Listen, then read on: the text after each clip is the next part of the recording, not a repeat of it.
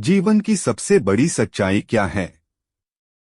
मैंने medical science पढ़ा है और उस समय मैंने जीवन को काफी पास से देख लिया। मैंने लोगों को मरते हुए देखा है, काफी पास से। तो मृत्यु तो परम सत्य है जीवन का, पर ध्यान से देखने पर पता चला सच्चाई तो इससे भी ज्यादा भयंकर है, क्योंकि सब कुछ पहले ही लिखा जा चुका कि किसके साथ क्या होना है, किसको कब मरना है। कुछ भी हो जाए, होना वही है जो भाग्य में लिख दिया हो। मैंने बहुत से मेडिकल केस देखे हैं जहां मरीज की बचने की कोई उम्मीद नहीं होती, लेकिन वो बच भी जाते हैं और बिल्कुल स्वस्थ होकर जीवन व्यतीत करते हैं।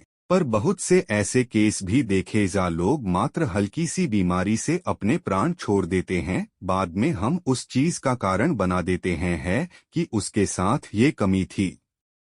मैंने अपने आसपास बहुत से लोगों को बचपन से ही धूम्रपान करते हुए देखा है। आज मैं 25 साल का हूँ तो वो लोग 25 साल से धूम्रपान कर रहे हैं, लेकिन मैंने आज तक उनको बीमार नहीं देखा। हाँ, बुखार जैसी सामान्य बीमारी को मैं बीमारी नहीं मानता, लेकिन मेडिकल के हिसाब से तो उनको अब तक फेफड़ों का कैंसर हो जाना चाहिए था, लेकिन अब भी वो घोड़े की तरह घूम रहे हैं।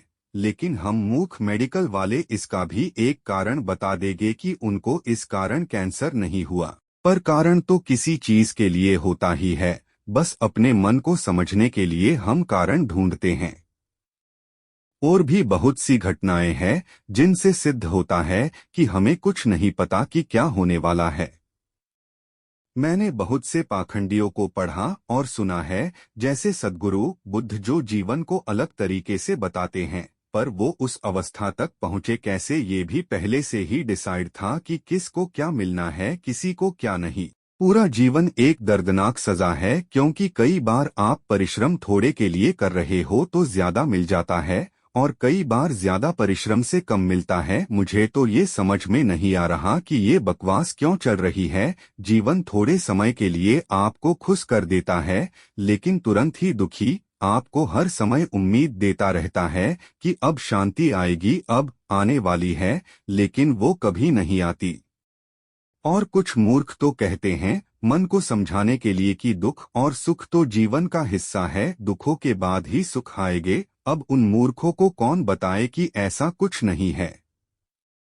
हिस्ट्री में मैंने पढ़ा है कि कैसे अडोल्फ हिटलर ने यहूदियों के साथ बर्बरता की। उनके कभी अच्छे दिन नहीं आए, बस उनकी तो मौत ही आ गई। हिटलर पर 42 बार आत्मघाती हमला हुआ, लेकिन हर बार वो बच निकला। तो हमारा तो यहाँ कुछ नहीं, प्रकृति जब चाहेगी तो हमको हंसा देगी, जब मन करेगा हमको रुला देगी। इसलिए धरती को मृत्यु लोक कहा गया है। यहाँ हमें सजा मिल रही और कुछ नहीं। देवताओं को भी सजा के तौर पर ही धरती पर पैदा किया जाता था।